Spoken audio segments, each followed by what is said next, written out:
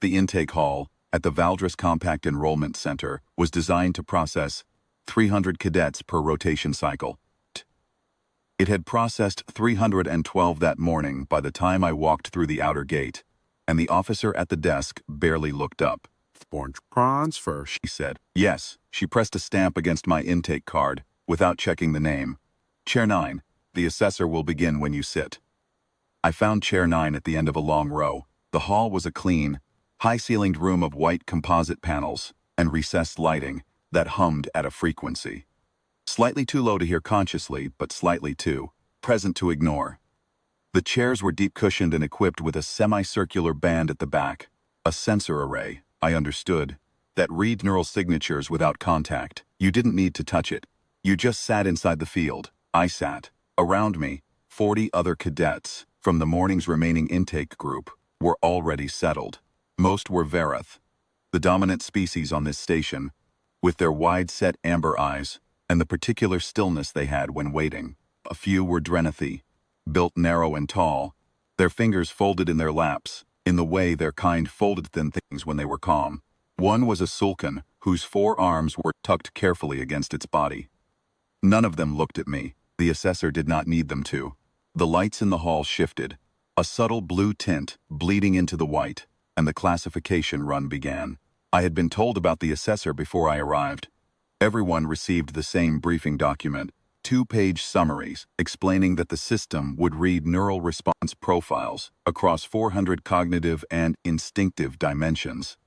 Cross-reference the results against the Compact's master taxonomy of 32 cadet designations.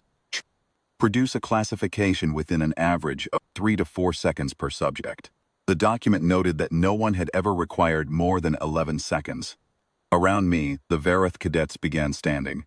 I watched one of them, a young male with a cadet-grade insignia pin already on his collar, receive a small card from the automated dispenser at the end of his row. He read it, straightened, and walked toward the exit door without looking back. He had been in the chair for perhaps 3 seconds. 2 rows over, a Drenathi female stood at the 4-second mark, collected her card, and was gone. The Sulcan left at 7. I sat. The blue tint in the lights was unchanged. That meant my channel was still open. The assessor was still reading. I knew this because the briefing document had mentioned it in a footnote. A cadet's ambient light channel dims when the read is complete. Mine had not dimmed. I was not particularly concerned. I had grown up on Reach Station, off-world, in a family of engineers who had a habit of cataloging things. I had a reasonable understanding of how classification systems worked and why they sometimes took longer with inputs they had not encountered often. I was not from the Compact's 3 primary recruitment species. I was not even from one of the 7 secondary recruitment species. I was human, which the Compact had been formally accepting for 4 recruitment cycles now, and which remained, in practical terms, unusual enough that the assessor's training set probably contained fewer than 200 prior human subjects. I settled back in the chair and waited. At the 20-minute mark, the intake officer came to check on her board. She noticed my channel light was still active and looked at me. I looked back. She returned to her desk. By the 1-hour mark, the hall had emptied except for me and 2 staff members, doing end-of-session maintenance work at the far wall. One of them glanced at me periodically. I understood this. It was unusual to still be sitting in the chair. I did not find it alarming. The assessor was thorough. I was giving it what it needed. At the 2-hour mark, the intake officer came to stand beside my row. She was a Verith female with the calm, faintly skeptical expression her kind wore when they were outside their expected experience and were choosing to say so. "The system is still reading," she said. "I know. This has not occurred before. I understand that." She looked at the sensor band behind my head, looked at the ambient light channel still pulsing with its steady blue, and returned to her desk. I heard her make a call. The words were quiet, but I caught the phrase she used. Extended evaluation protocol.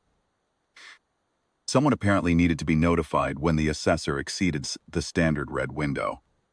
At the 4-hour mark, 2 technicians arrived. They checked the assessor's hardware interface at the panel beside the door, ran a diagnostic, and confirmed that the system was functioning correctly. It was not stuck. It was not malfunctioning, it was reading. It had simply not finished. One of the technicians came to stand near chair 9 and looked at me with the careful, measuring expression of someone who has encountered something their training did not specifically address. "You are not uncomfortable?"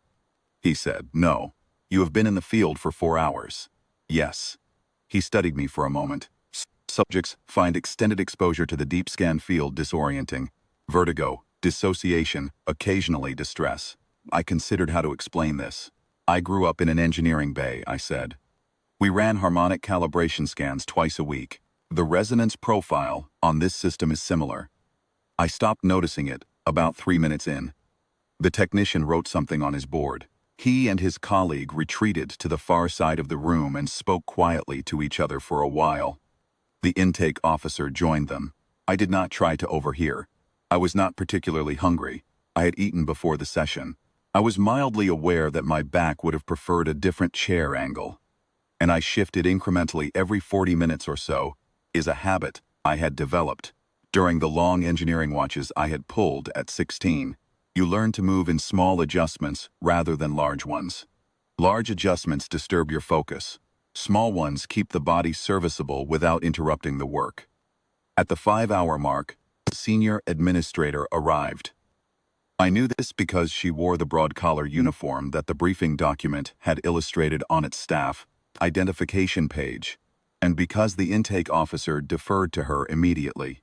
The administrator walked the length of the hall to my row, 2 meters away, and observed the still active blue channel light for perhaps 30 seconds without speaking. Then she looked at me. It was the kind of look I had seen occasionally from the senior engineers on Reach Station, when a system produced a reading outside the known range, not alarm exactly, but a very focused recalibration of prior assumptions. "The assessor has requested 11 additional data pulls on your file," she said. "I have authorized them.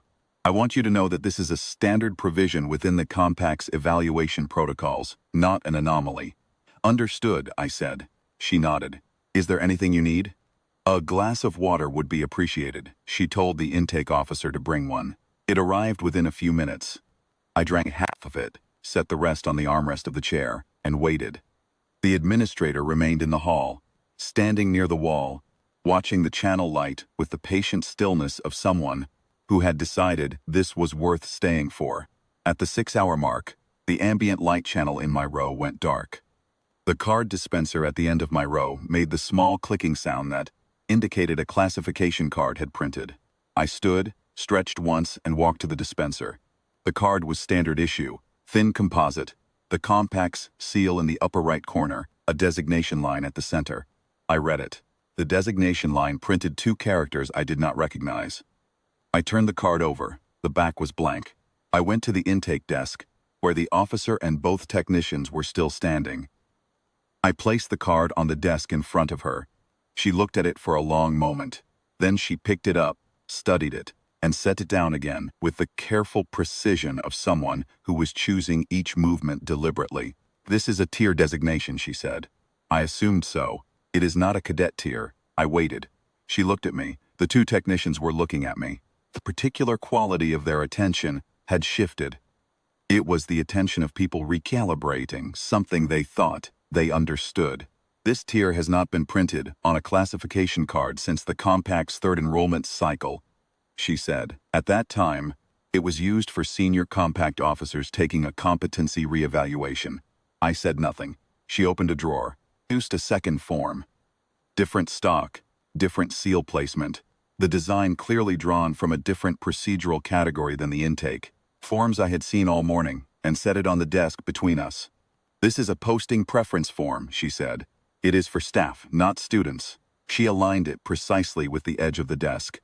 "Which posting would you prefer?" I looked at the form. I looked at the card still sitting on the desk with its 2 unfamiliar characters. The assessor's final answer after 6 hours of careful work. I picked up the posting form. "Somewhere I can be useful," I said. She nodded once, as if this was the only reasonable answer, and began processing the paperwork.